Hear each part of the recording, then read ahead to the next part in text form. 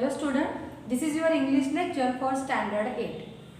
In our last period we have seen the workshop or chit chat activity of the little river. In this period we will start 2.3. The name of that poem is The Little River. This poem is written by the Nobel Prize winner Rabindranath Tagore. This poem is actually nature poem. In this poem, Rabindranath Tagore, the poet, described about the river. It is the time of a summer. In that summer, when suddenly rain comes, that time all the atmosphere is changed. The atmosphere will become very pleasant, very happy, and everyone enjoy that river or everyone enjoy the rain side. This poem is about the river side in rainy days as well as in summer. He poem आहे ती रवींद्रनाथ टागोर या Nobel price winner पोएटनी लिहिलेली आहे आणि ही poem एक nature म्हणजे नैसर्गिक poem, निसर्गावरती अवलंबून असणारी पोयम आहे. उन्हाळा असतो, उन्हाळ्यामध्ये अचानक पावसाचे थेंब पडले की पूर्ण वातावरण आल्हाददायक होऊन जातं, प्लीझंट होतं आणि त्यावेळेला प्रत्येक जण त्या रेनचा, त्या पावसाचा आस्वाद घेत असतं. अशाच पावसानंतर दुथडी भरून वाहणाऱ्या नदीचं वर्णन एक्सप्लेनेशन आपल्या इथे केलेलं आहे. हे एक्सप्लेनेशन आहे ते समर म्हणजे उन्हाळा as well as in rainy time.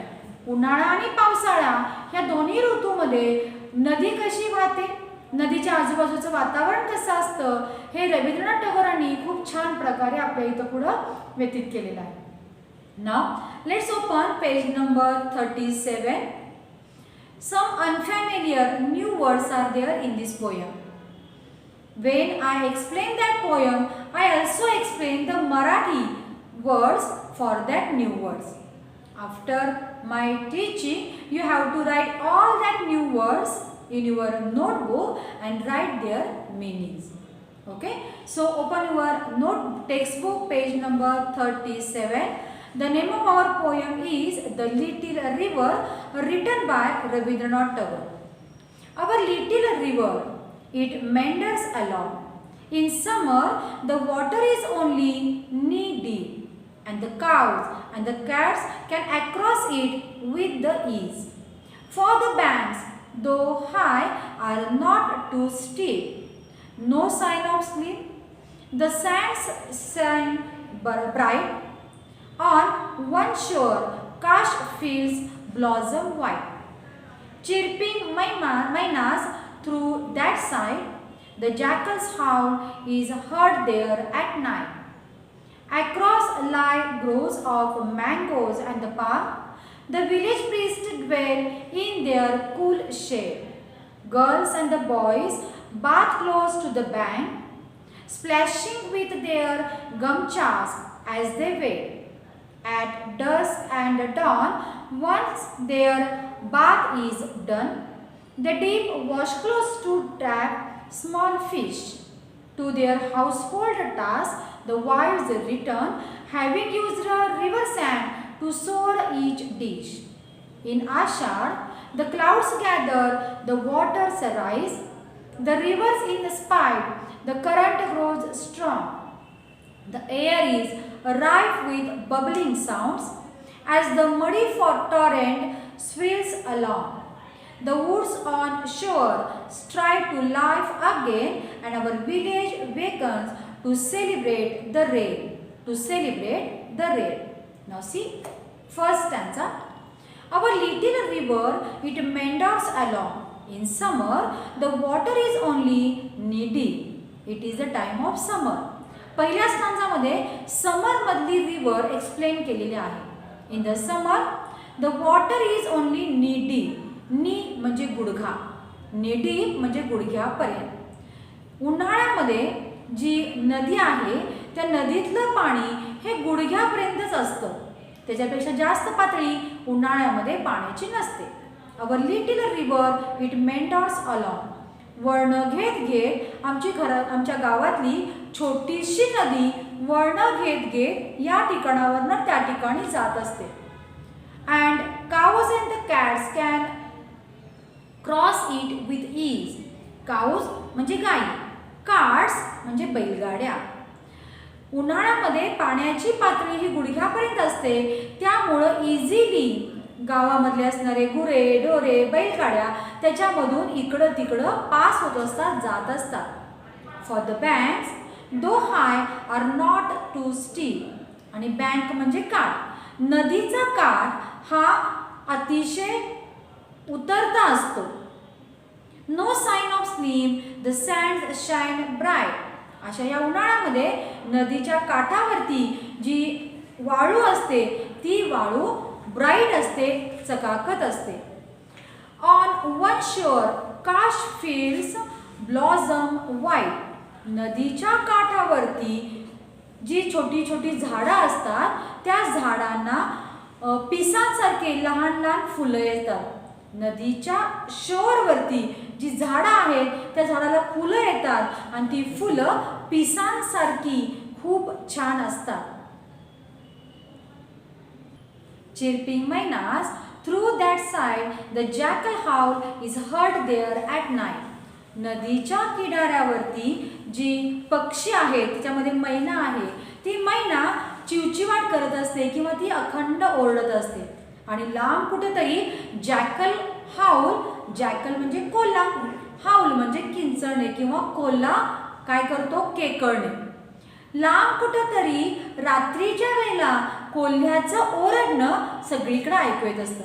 काय म्हणले बघा सेकंड स्टांजामध्ये, उन्हाळा आहे, नदीच्या बाजूला काठावर पसरलेली जी वाळू आहे ती नितळ आहे, ती स्वच्छ आहे आणि उन्हाच्या प्रकाशामध्ये ती चकाकते.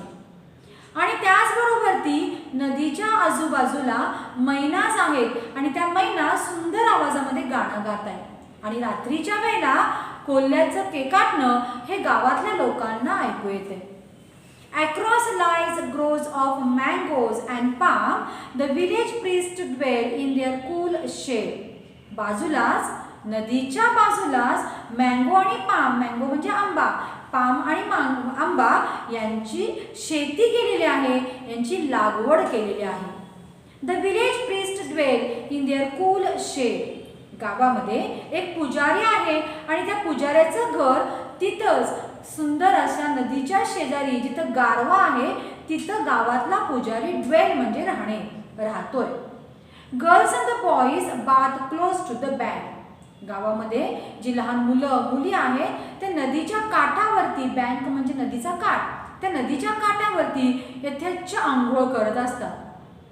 Splashing with their गमचास as they वेड. गमचा म्हणजे सुती वस्त्र आणि त्या मुलींनी सुती वस्त्र परिधान केलेलं असतं आणि त्या सुती वस्त्र आपल्या हातामध्ये घेतात आणि त्या वस्त्राच्या साहाय्यानं ते एकमेकाच्या अंगावरती पाणी शिंपडत असतात.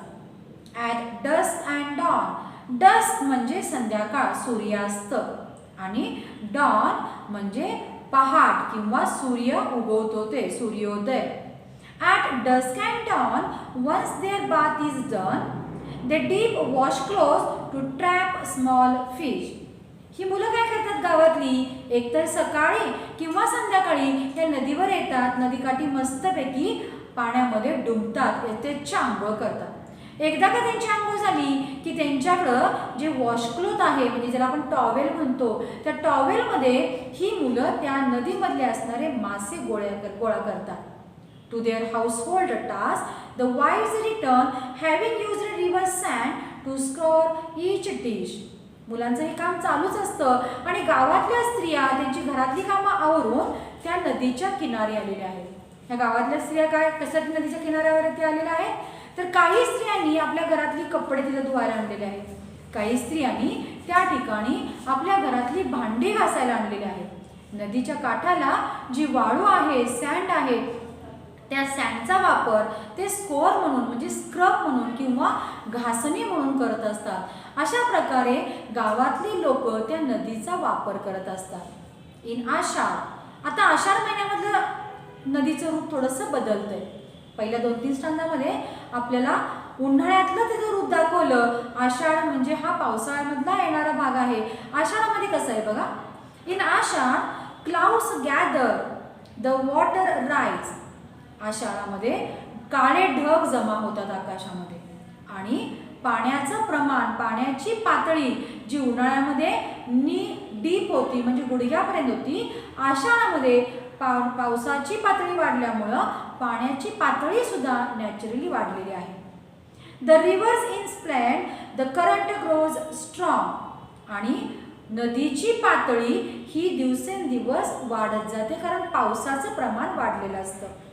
The air is right with a babbling sound. इकडं तिकडं खूप सुसाट्याचा वारा वाहत असतो आणि वारा रॅपिडली, बॅबलिंग साऊंड म्हणजे रॅपिडली वाहत असतो आणि त्याच्यामुळं बॅबलिंग म्हणजे मोठा आवाज करणे, मोठा आवाज त्या वाऱ्याचा होत असतो. ॲज द मडी टॉरंट स्विल अलॉंग. आणि ज्या वेळेला वारा जोराचा वाहत असतो त्यावेळेला त्या नदीच्या काठावरती जी माती आहे ती माती जोर जोरामध्ये उडत असते. The woods on shore strive to life again. Strive to life म्हणजे पुन्हा नव्याने जिवंत होणे. उन्हाळ्यामध्ये काही झाडं वाळलेली असतात, काही झाडांची पालवी गळालेली असते, पानं गळालेली असतात.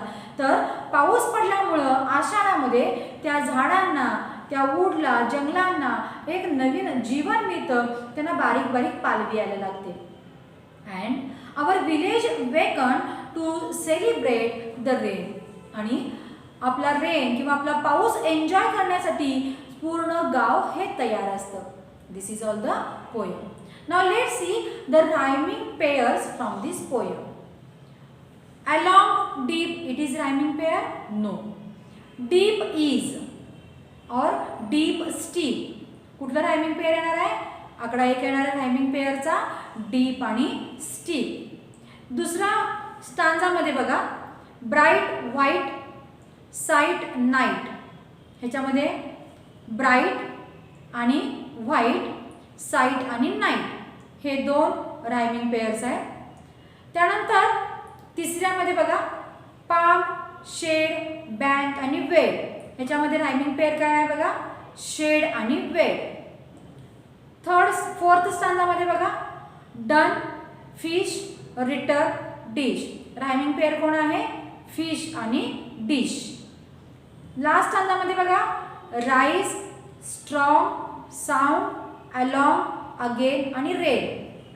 रायमिंग पेयर काय येणार आहे बघा, स्ट्रॉंग, अलॉंग आणि साऊंड्स नाही, अगेन आणि रेन हे रायमिंग पेयर याच्यामध्ये येणार आहे. आता आपण बघायचं आहे की याच्यामध्ये फिगर ऑफ स्पीच कोणत्या यूज केलेल्या आहेत. मी याच्यापूर्वी तुम्हाला फिगर ऑफ स्पीच सांगितलेले आहे. याच्यामध्ये पहिली फिगर ऑफ स्पीच यूज केले line number 3, alliteration. When same sound is repeated, it is called the alliteration. Line number 3, stanza number 1. Cows and carts can cross it with ease. Sound C is repeated. Second stanza, first line, again alliteration. No sign of slim and the sand shine bright. Yes, that sound is repeated. In third stanza, third line, again there is alliteration. Girls and the boys bath close to the bank. B, B, B. Boys bath and bank. Sound B is repeated. Stanza number 4, first line. At dusk and dawn, once their bath is done. Sound D is repeated. Dusk and dawn. Next line, fourth stanza, second line. They deep wash clothes to trap small fish. What is repeated here? Sound T is repeated. And last stanza, there is some words that explain a sound. असे काही word वापरलेले आहे की त्याच्यामधून आपल्याला sound explain होत असतो. For example, babbling आणि टॉरंट ह्या दोन्ही लाईनमध्ये म्हणजे last stanza third line, last stanza fourth line, ह्या दोन्ही लाईनमध्ये ओनोमोटोपोइया हे फिगर ऑफ स्पीच झालेलं आहे. In our next period we will see the workshop of this poem. Till then, good day.